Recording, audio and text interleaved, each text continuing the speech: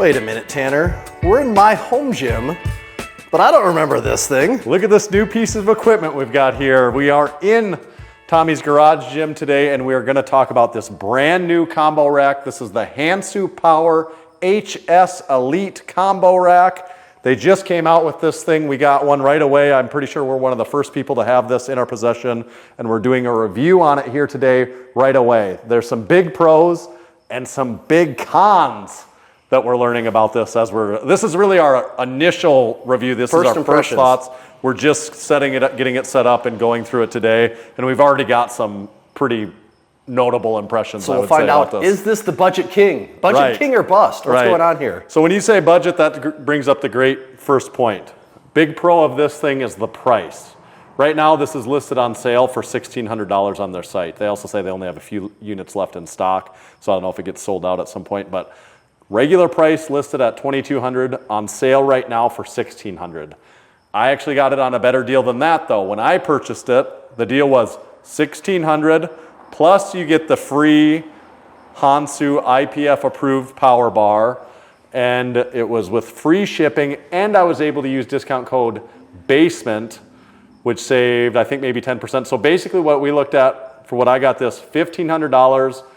If I subtract $300 off for the bar, got this combo rack delivered to Western Northeast South Dakota for $1,200. And that sounds like a sweet deal on the surface. That does. It's basically a third the price of a lot of your alternative higher end options. Hansu Power themselves, they have a bigger, more expensive version that costs over $3,000.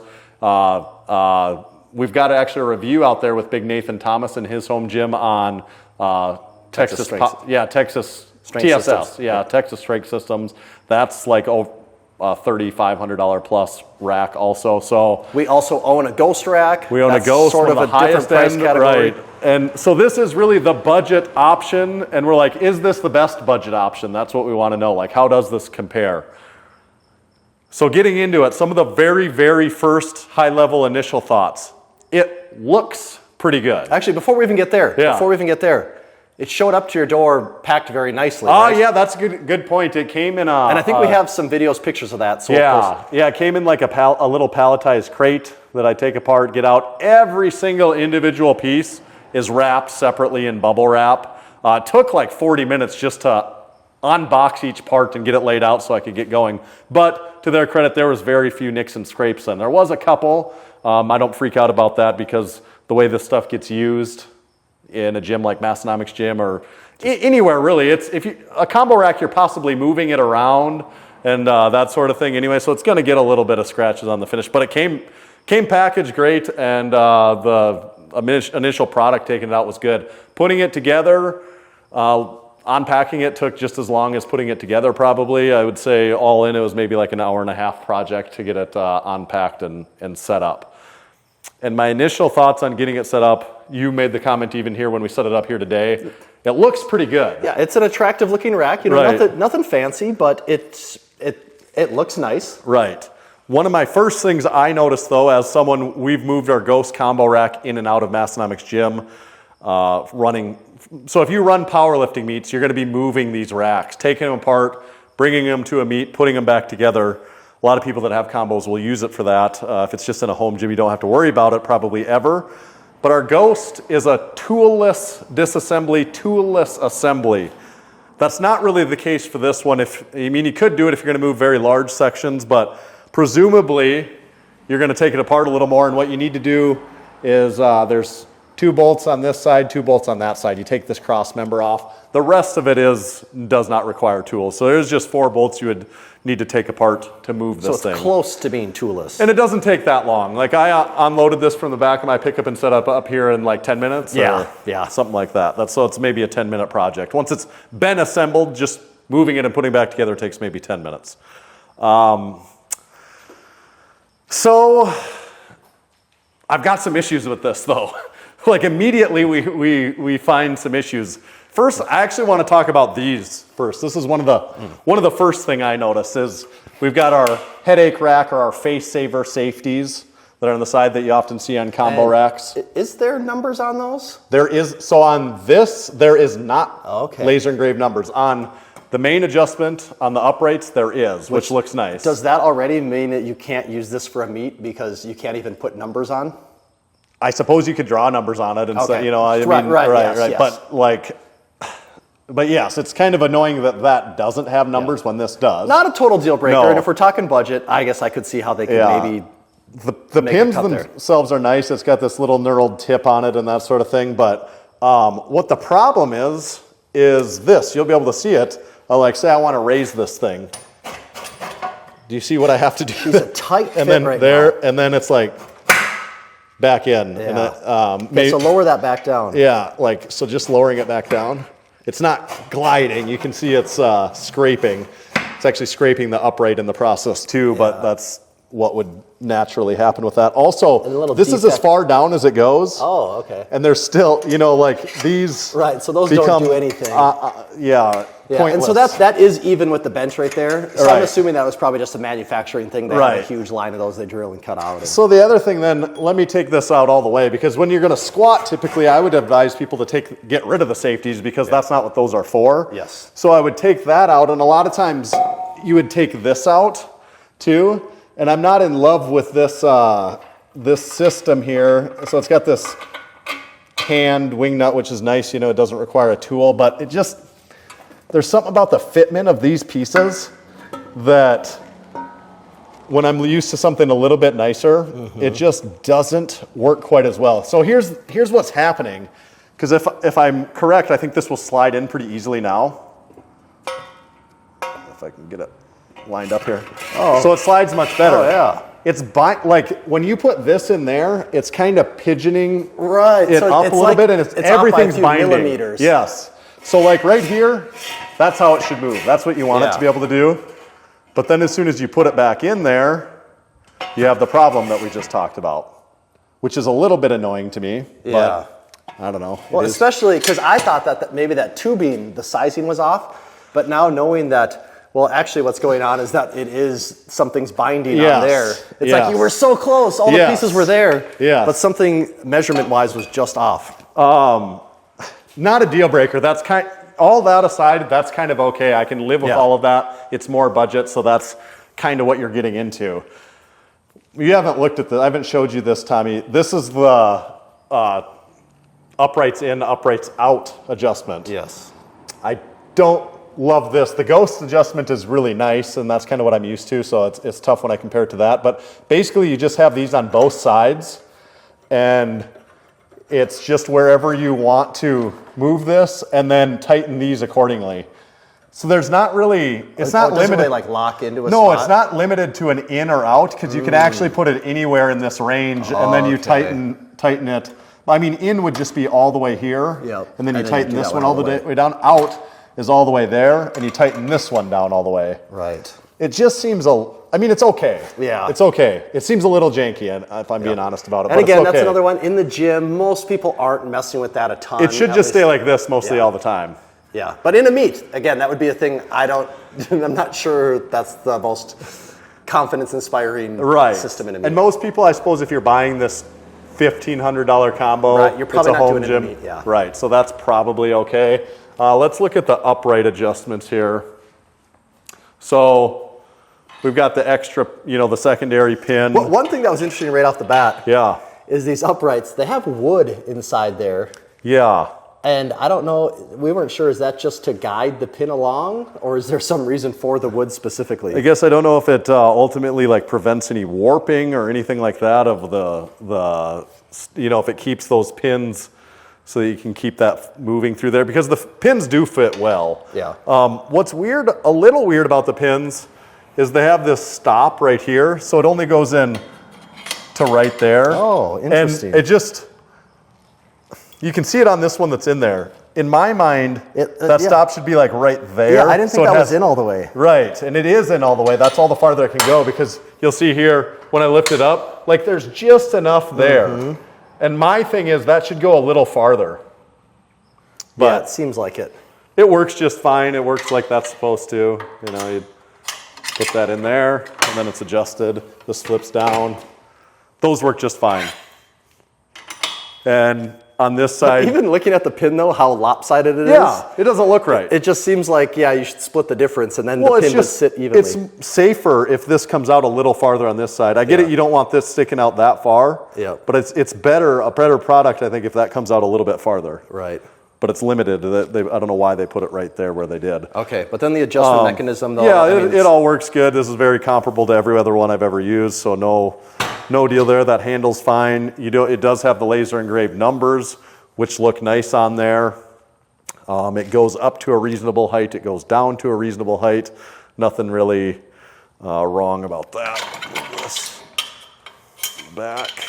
Okay. To 11. So far, everything's seeming very usable. Yes. Oh, we also, on the face savers, we got some UHMW. Yeah, it's got the plastic. And the rollers here. Yeah, nice rollers too. They feel light. Yeah. You know, like they don't feel substantial. I think they're just fine. But you know what I mean? Like it's not going to transfer over to the video, but it doesn't have a sturdy feeling to the rollers for what that's worth. We are talking budget, so that's acceptable. I can't knock it too much. So nope, that's acceptable. And so everything we've said so far has just been maybe like nitpicks or it's actually just maybe what you expect for a product that costs a third the price. But are we going to enter maybe the biggest question mark about this whole thing? Yes, I think so. I would say there's a spotter platform here. We'll get to more the issue with this here as we go, but the spotter platform itself, the diamond plating, looks very standard, looks as that should, I guess is what I would say. Should we look at how this bench setup goes? Yeah. So first thing to look at, I'm going to try and get a profile here. I'm trying to center the bench so you can see in the frame, and it's hard to show, but the bar is, I don't know, about 25% of the way down the pad, isn't it? Right, that's what I would say. Yeah, it's about 25% of the way. So Tanner, maybe you should lay on the bench and set up and just show people what this looks like. Okay. So Tanner's sitting in a normal position. He's going onto the bench, and Tanner is like 6'3". Right. So I'm probably, I'm taller than the average lifter, of course. But if I'm right here with my head even with the back of the bench, which oftentimes I would just on most benches I'll probably have my head right about here. Yeah, right up towards the top. And if I go here, what I'm running into is this feels like it's coming way too far out down my body. Right. Because now if you're going to unrack the bar and save Presley, I am just like I can't press from right here. Yeah, like I will hit these, especially like when things get hard. You have this tendency you can't control. You don't want to be like I need to keep it out here. I would essentially be hitting them underneath the bottom side of them almost. Yes. Typically. Okay. So now get the bar like in a position where you normally would. I probably have to be. And this is now a little bit more over your eyes, over your head. Right at my eye line, which would be a lot more typical. But then the problem is... okay, so two things. Yeah. Now you have probably 5 inches above your head of free space. Which it's a long space. Yeah, which is a little odd. But now where that gets you is on the other end. My glutes are at the edge of the bench. Yes, you can see Tanner now. Yeah, like I'm not falling off the bench, but I can physically feel while I'm sitting here that I am way far. Like it feels like my feet are like. Yeah, it's like someone's pulling the chair out from under you. Yes. And that's not confidence inspiring when you're going for a bench. And my glutes are on the bench, so it's okay, but it feels notably odd. And you can feel, I did the same thing. I mean, you can just feel when you get down there, like you do feel the end of it. Like you know there's something missing. The bench isn't all there. Yes. And you just don't feel totally locked in. And then if I take this out, then I'm like, okay, I feel okay about this now. Like I'm in a spot. And am I plenty far now? Yes. Like could I be? Right. So do a few more empty ones there. Yeah. This is where I feel like normal. Yep. And Tanner from the side here, we got a wide angle lens, but you're probably 6 inches out from so can I go like right here? I can, but sometimes you get this drift when it gets heavy, and it feels not where it feels like these hooks are too far this way. Like I'd be worried about it as I'm going. Yeah, so that's the first part there, and then stay down there, Tanner. Yeah. Oh, what's that, Tanner? You're going for a heavy bench and you need a spotter? Yes, okay. The other thing is, and every spotting platform's a little different, but this one, for me to get to the bar, because again, it seems like it's pushed out here farther, I need to really get out here.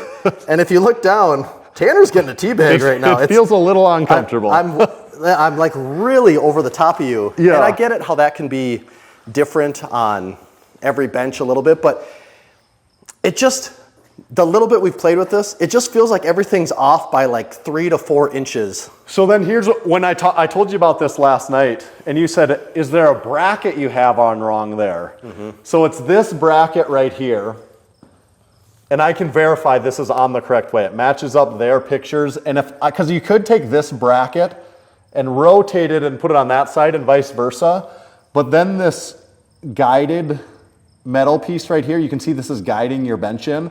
It would be on the back side, and then it becomes in the way of this hand tighten bolt. You can't actually flip them that way. I tried it. You can't. The other thing you could do, this bench, you see how it's bolted here? You could unbolt the bench, turn it completely the other way so the bench is going that way, and it actually makes the spotter platform better then. But the problem is these holes that the bench actually, that the bolt goes into, they would then be on the wrong side. You know, you'd have this up against here, and then you can't, because you know what I'm saying? If you rotated the bench this way, there's going to be more platform behind. The platform would go back out here where you would want it, but you can't then attach the bench. So I'm pretty positive nothing is put together incorrectly. Well, and then, I mean, but that's how off it seems like to me, is that I'm like, something's got to be put together wrong here. Yeah. And I don't think that's the case. I think it's designed wrong. Like they missed, there's something off. Yeah, it really does just seem like they got the measurements off by a few inches. Right. For the sake of showing, I do actually like the way the bench attaches here. It's got these are the heaviest 2 screw-in hand screw bolts that they have. That's all you got to do. For the bench is unscrew both of those. Those feel really good. They feel like they really lock the bench in. And then the bench is on rollers on the back, which is good. So it just rolls right out of there. Easy peasy. And then if you were squatting, you would flip it up there. I'm going to adjust this up a little bit just so you can actually see what that looks like as a squat. Try not to dump the bar.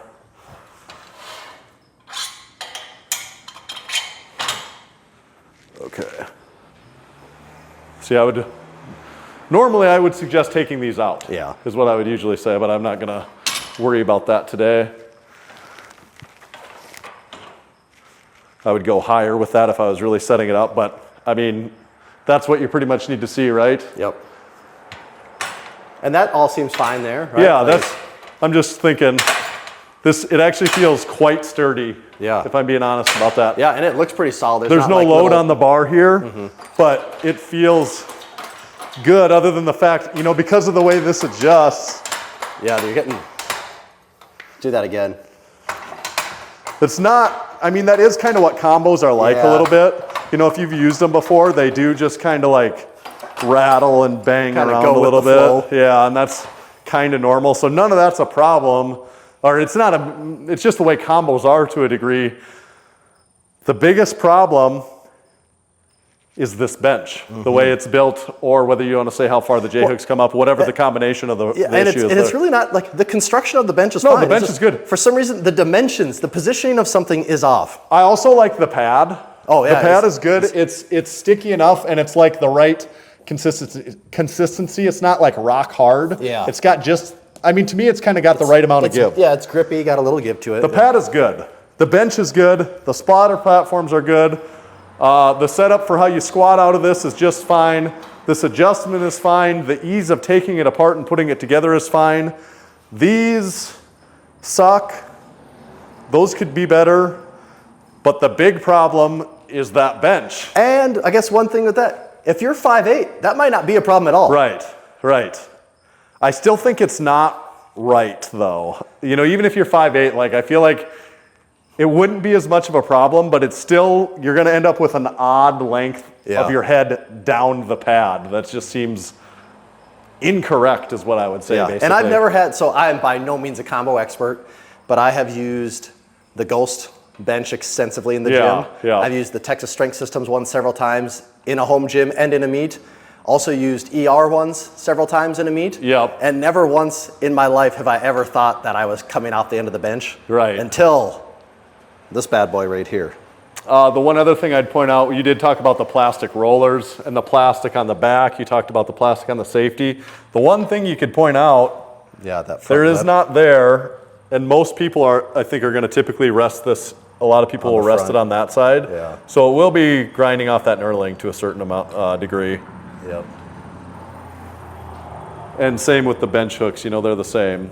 So you could make a case that there almost should be something there, but there again, for a $1,200, $1,500 rack, maybe that's what a sacrifice you're making. And I think some companies make, you can get some 3D printed like caps on there. So that's not a huge deal breaker. I guess, in conclusion, can we recommend this thing? Or is it complicated? Is it like that Facebook relationship? I think it's complicated. It's like the Facebook relationship status. It really depends on what your needs are.